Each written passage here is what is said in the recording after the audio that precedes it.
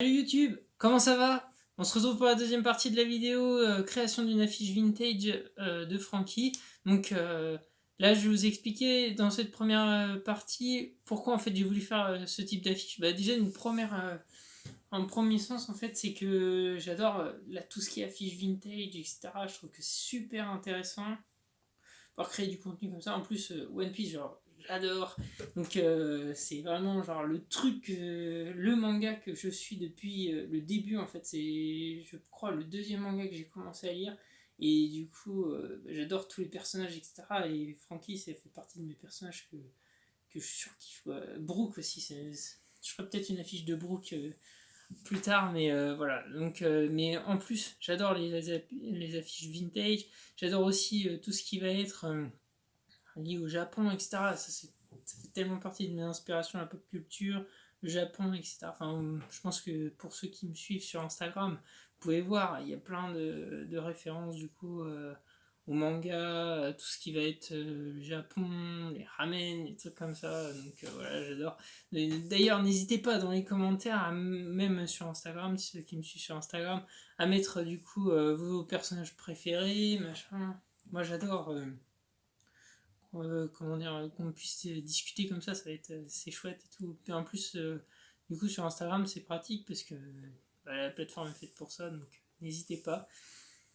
Et puis sinon, je vais vous expliquer aussi comment en fait j'en suis arrivé à faire du coup cette affiche, les différentes étapes par lesquelles en fait je suis passé, etc.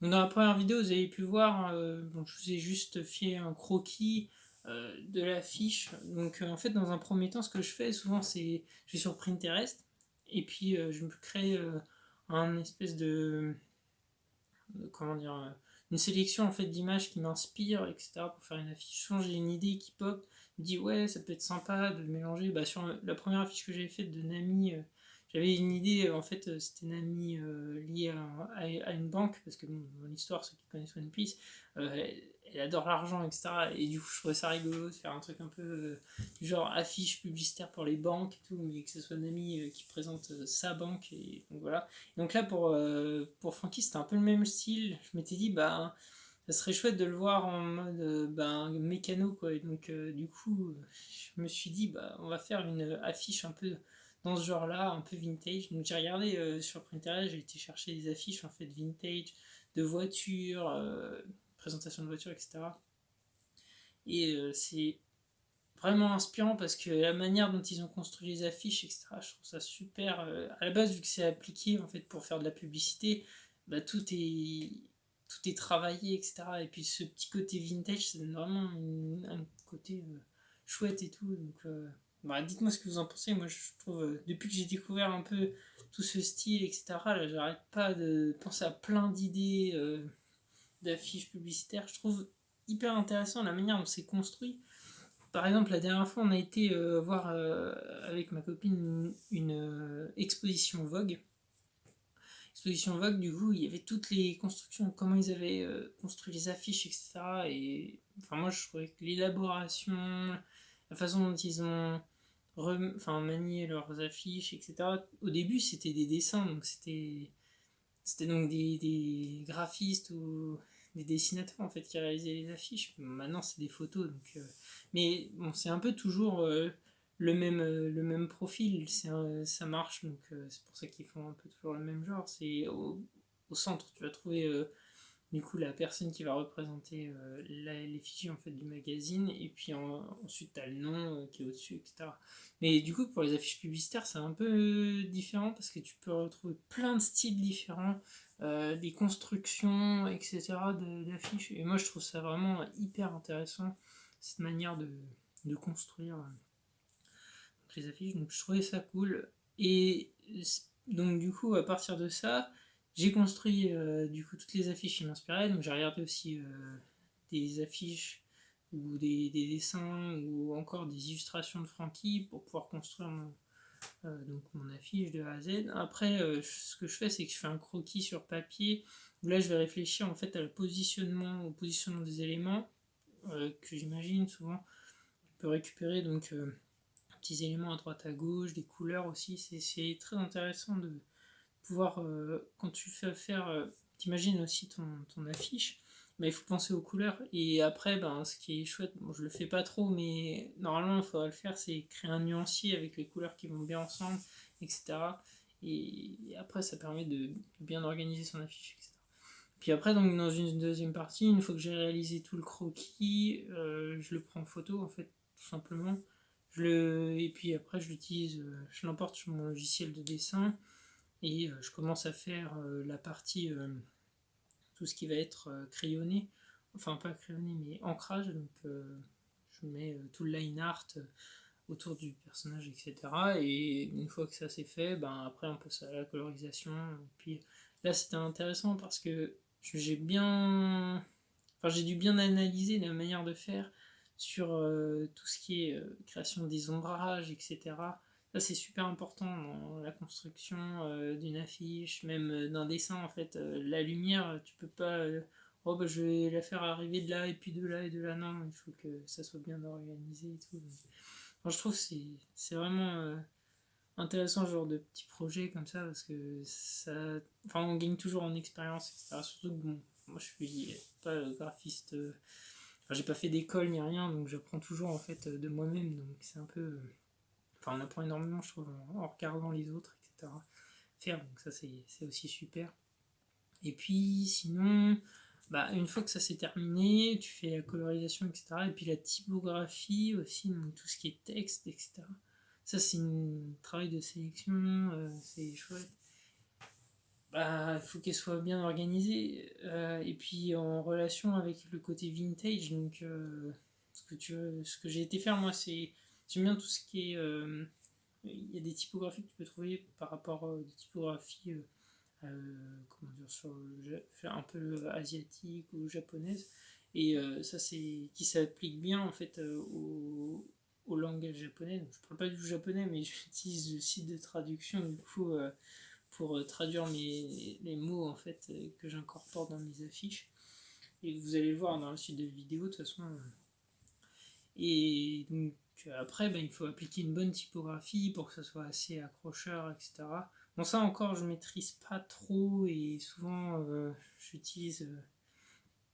J'essaye de plus en plus, mais en fait, plus je regarde des affiches vintage ou encore des affiches faites de publicité japonaise, etc., je commence de mieux en mieux à comprendre comment on organise déjà l'affiche en elle-même, puis en plus la construction des différentes typographies, enfin, l'incorporation des différentes typographies et celles qui sont les plus adaptées en fait au sujet.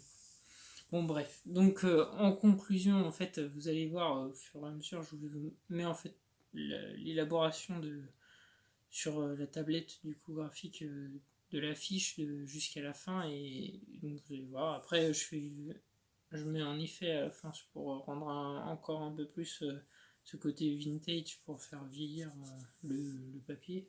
Et puis voilà quoi. Donc n'hésitez pas à mettre du coup en commentaire ou encore sur Instagram à me dire ce que vous en avez pensé, etc. Enfin, avoir un retour sur son travail, c'est aussi quelque chose que je trouve de fantastique. Donc allez-y, hein, n'hésitez pas. Franchement, moi je serais très heureux de bien comment dire, de lire tous vos messages, même d'y répondre si vous avez des questions, même on peut échanger, etc.